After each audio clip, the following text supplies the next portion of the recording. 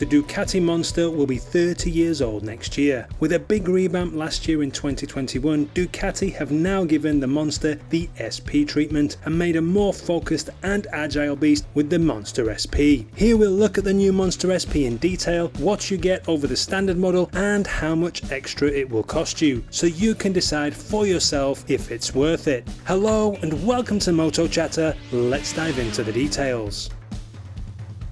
The Monster SP runs the 937 Testastretta 11° engine. It's a 90° L twin with 937cc and is the same as is used in the Ducati Supersport and the Hyper Motard. The 11° refers to the 11 degrees of crank rotation which occurs at valve overlap, or when all the valves are open. It's a bit of an odd naming, but there you go. The liquid-cooled 4-valve per cylinder 937 Testastretta has Ducati's Desmodronic valve timing and was first put in a Monster in just 2021 when the new Monster model was launched, being a full 20 kilos lighter than the old 821cc Monster engine.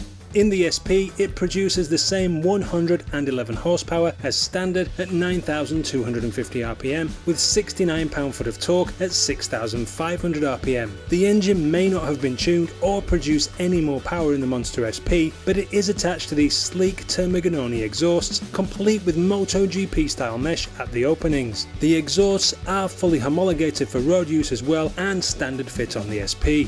But the majority of the modifications to the SP over the standard model relate to the chassis.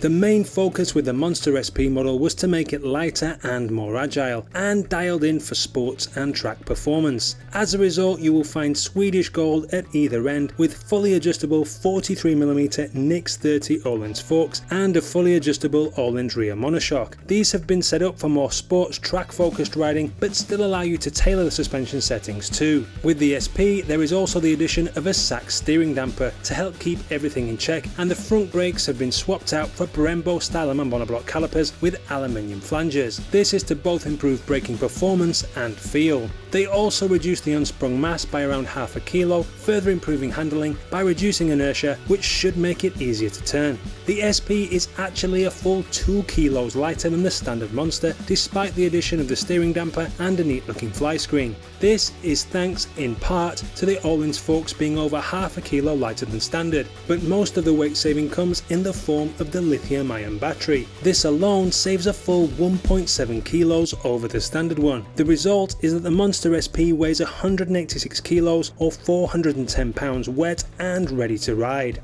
Ducati have also increased the ground clearance on the SP to allow for more lean angle. This has in turn led to an increase in seat height of 20mm to 840mm or 33.1 inches. The seat itself has been redesigned to be more tilted toward the front end of the bike, putting more weight over the front tyre and providing a slightly more focused riding position for the rider, all in an aim to be able to exploit the extra performance the changes to the SP are designed to create. The latest Pirelli Diablo Rosso 4 tyres are fitted as standard to further help exploit the extra agility of the SP. By all accounts, they should also be up to a track day or two as well. The SP runs the same aluminium front frame and swing arm, using the engine as a stressed member, as does the standard model, along with the Techno polymer subframe. This frame setup was only introduced in 2021 with the launch of the new Monster, and controversially did away with the classic trellis frame, instead following the lines of the Panigale and Street Fighter V4. On the Monster, the new frame setup does give a 4.5 kilo weight saving over the old trellis frame, so the benefit is clear.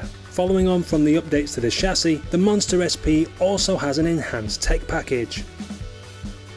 There are still 3 ride modes: Sport, Road and Wet. They affect the engine torque curve, throttle response and safety systems such as the cornering ABS, traction control and wheelie control. The Wet mode on the SP is all new though, limiting power to 75 horsepower and deploying the highest traction control and ABS levels. Both the Sport and Road modes have been recalibrated over the standard model to help the rider take advantage of the extra potential of the SP. Each of the modes can still also be configured by the rider as well.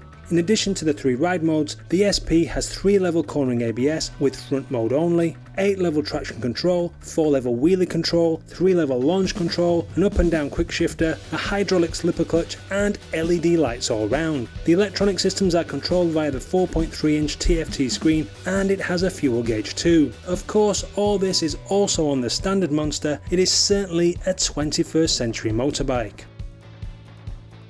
The Monster SP has its own paint scheme, including red seat. Ducati say it is inspired by the MotoGP bike, but I don't quite see it. However, the black and red contrast certainly distinguish it from the standard model, even at a glance. But just in case, you do get an SP decal for good measure too. Service intervals on the Monster are long, 15,000 kilometers, 9,000 miles or 24 months between oil services, and a huge 30,000 kilometers or 18,000 miles between valve clearance checks, making the ownership experience that little bit cheaper and more convenient. So how much more does the Monster SP cost? Actually not that much considering what you get. You're looking at an extra $3,000 or euros over the Monster Plus, which comes with the flying screen and seat cowl as does the SP, or around $3,500 over the base model. In the UK, you're looking at about £2,000 over the Monster Plus. $3,000 or £2,000 is a bargain for the Termagononi pipes, all-in suspension, Brembo brakes and a sack steering damper, not to mention the extra performance they unlock along with the other tweaks Ducati have made.